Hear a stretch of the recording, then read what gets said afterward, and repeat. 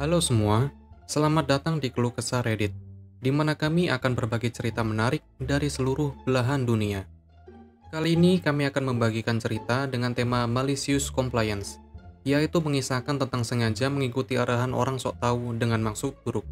Berikut ceritanya. Cerita pertama, menolak membayarku untuk les piano. Oke, aku akan menghitung setiap menit dan menagih dengan sesuai. Ketika aku berusia 14 tahun, aku memenuhi syarat sepenuhnya di negaraku dalam kualifikasi kinerja bermain piano. Aku telah bekerja sangat keras untuk ini, dan sangat bangga. Orang tuaku juga. Aku terlalu muda untuk bergabung dengan orkestra berbayar, dan mereka tidak ada di dekat daerahku.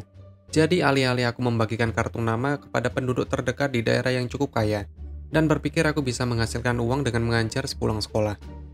Guru di daerah itu mengenakan biaya 20 pounds per setengah jam, jadi aku menagih 17 pound, karena usiaku dan sangat beruntung karena beberapa ibu mengetahui dan beralih ke aku sebagai gantinya. Aku segera memiliki 4-5 anak atau dewasa untuk mengajar setiap hari kerja, di area yang aku bisa bersepeda. Ini kira-kira 400 pound setiap minggu, karena fluktuasi orang yang membatalkan dan sebagainya. Pelajaran 1 jam adalah 50 menit dengan istirahat sejenak dan penjelasan pekerjaan rumah di akhir. Pelajaran setengah jam adalah 25 menit dengan penjelasan dan pekerjaan rumah di akhir. Aku membuat semua ini dengan sangat jelas dan belajar bahwa perlu melalui waktu untuk memandu orang dengan hati-hati melalui pekerjaan rumah dan persiapan ujian. Orang tua ini membayar 10 pelajaran di muka setiap kali, dan aku menyimpan kalender dan memperbarui orang tua setiap minggu di mana mereka berada. Salah satu orang tua akan selalu meminta ringkasan lengkap dari semua 10 minggu untuk ketiga anaknya, dan aku dengan senang hati memberikannya. Tiba-tiba suatu minggu dia memutuskan dia tidak berhutang uang kepadaku untuk 10 pelajaran berikutnya sampai aku mengganti waktu yang hilang. Aku jelas sangat bingung dan bertanya apa maksudnya. Dia menyebutkan alasan aku memotong 5 menit setiap 30 menit dan 10 menit setiap jam. Jadi aku harus mengajari waktu ekstra itu sebelum mendapatkan lebih banyak uang. Inilah masalah sebenarnya. Anak-anak berperilaku buruk. Mereka dengan mudah adalah anak-anak belagu paling manja yang aku ajar, dan sering mengatakan hal-hal seperti, "Karena kami membayar kamu, bukankah kamu bekerja untuk aku?" Mereka berusia antara 6-11 tahun. Dia juga merujuk aku ke banyak orang tua lain, jadi aku khawatir tentang pekerjaanku. Karena anak-anaknya berperilaku buruk dan tidak mengerjakan PR, aku selalu menghabiskan waktu ekstra untuk mereka, 5-10 menit per minggu, karena mereka membutuhkannya. Tapi oke, pasti, dia ingin aku bekerja saat itu, tidak masalah. Jadi aku memutuskan untuk memberitahu ibu ini mulai sekarang bahwa aku akan menyetel pengatur waktu, dan mengisi daya setiap menit pada pengatur waktu itu, dan menunjukkan padanya ketika aku mengklik dan mematikannya, dan memberikan permintaan maaf yang sebesar-besarnya. Kalian dapat membayangkan keterkejutannya pada akhir 10 minggu, ketika dia melihat bahwa anak-anak yang digabungkan 30 jam sebenarnya lebih dari 36-30 jam yang harus dia bayar. Dia tidak pernah mengganggu aku tentang waktu lagi, dan bergegas melalui setiap pekerjaan rumah atau penjelasan persiapan ujian membuat aku keluar dari pintu. Cerita kedua. Kamu mau polisi datang? Oke, tidak masalah. Ini terjadi sekitar sebulan yang lalu, dan sementara aku sebenarnya bukan pelaku di sini. Aku mendapatkan kursi barisan depan untuk menyaksikan ini terjadi. Aku berada di New York bersama keluarga dan salah satu hal yang kami sukai adalah melihat pertunjukan Broadway. Permainan terakhir kami yang harus kami lihat adalah Jersey Boys. Sekarang kalian mengerti salah satu hal tentang drama di New York sekarang. Kalian harus menandatangani surat pernyataan yang menyatakan bahwa kalian akan mengenakan masker selama pertunjukan, kecuali untuk minum atau makan. Kalian juga menandatangani sesuatu yang mengatakan untuk masuk ke teater. Kalian harus menunjukkan bukti vaksinasi dan ID. Itu hanya untuk menerima tiket kalian. Jadi pergi ke teater, kalian sudah tahu bahwa ini masalahnya. Jadi keluarga senang duduk di belakang pasangan yang lebih tua. Sebut saja mereka Karen dan Ken. Karena ya, segera setelah produksi dimulai, mereka merobek masker mereka.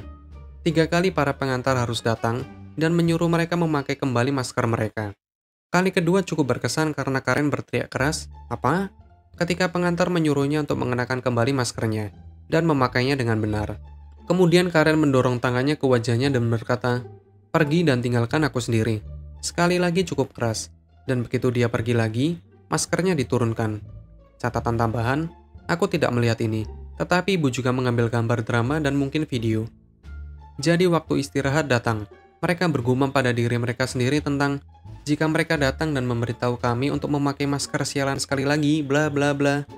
Pada saat itu keamanan dan aku duga adalah manajer datang dan berkata, kumpulkan barang-barang kalian, kita harus berbicara.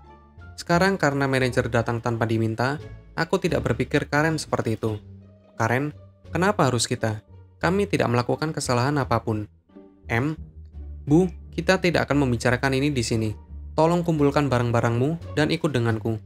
Karen, aku tidak punya masalah membicarakan ini di sini. Mengapa kita perlu berbicara? Ken, jika itu masker yang kami miliki di seluruh pertunjukan. Bukan itu yang aku diberitahu. Untuk mempersingkat, itu bolak-balik seperti ini untuk sementara waktu. Karen dan Ken bersikeras untuk mengenakan masker.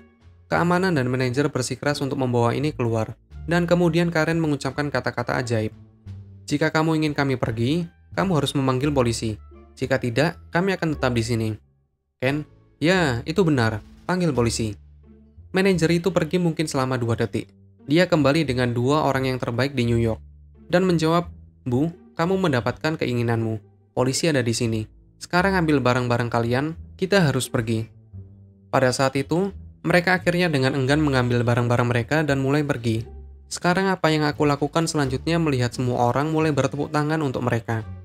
Karen kemudian berteriak, tanyakan kepada siapapun. Kami memilikinya sepanjang waktu. Dan pria di belakang kami berteriak, tidak, kamu tidak memakainya. Orang tuaku memang menertawakan yang itu. Sangat menyenangkan menyaksikan seluruh babak kedua dari pertunjukan yang benar-benar fantastis dengan damai. Dan aku punya cerita bagus untuk diposting. Cerita ketiga. Ini adalah salah satu yang cukup kecil, tetapi kemenangan untuk akal sehat. Aku bekerja di gudang besar dan luas beberapa tahun yang lalu, dan bagianku berjarak 15-20 menit berjalan kaki dari ruang istirahat. Satu-satunya tempat kami bisa merokok di lokasi. Aku menunjukkan bahwa itu adalah perjalanan yang jauh, sehingga kami tidak dapat beristirahat karena itu, dan meminta aku untuk mengendari fork truck, istirahat dan mengemudi kembali karena itu akan menjadi pemandangan yang sangat buruk. Maju lebih cepat. Jawabannya adalah tidak. Kami tidak diizinkan untuk mengemudi atau parkir di dekat porta kabin yang disisihkan sebagai ruang istirahat. Ya, aku dengan riang mengatakan, oke, dan terus bekerja. Waktu istirahat tiba, dan aku berjalan. Istirahat 10 menit, dan berjalan kembali untuk menemukan supervisor tampak panik. Begitu dia melihat aku, kemana saja kamu? Pertanyaan dimulai.